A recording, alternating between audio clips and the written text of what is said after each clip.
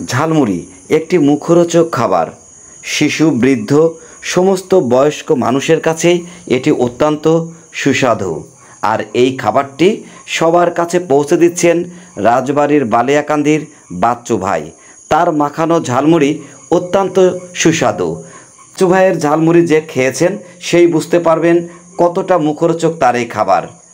আমাদের কথা হয় বাচ্চু ভাইয়ের সাথে ১লা মে আন্তর্জাতিক শ্রমিক দিবস। তিনি জানান তার দুঃখের কথা।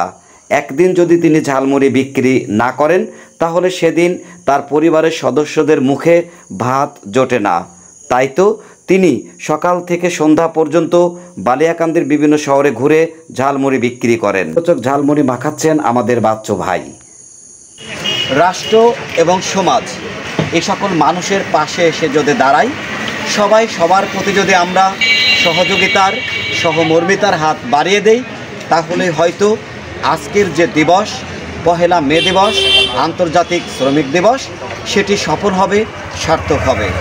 আমাদের প্রত্যাশা থাকবে আজকের এই দিবসটি সফল হোক, সার্থক হোক। রাজবাড়ি থেকে মোহাম্মদ সোহেল মিয়া।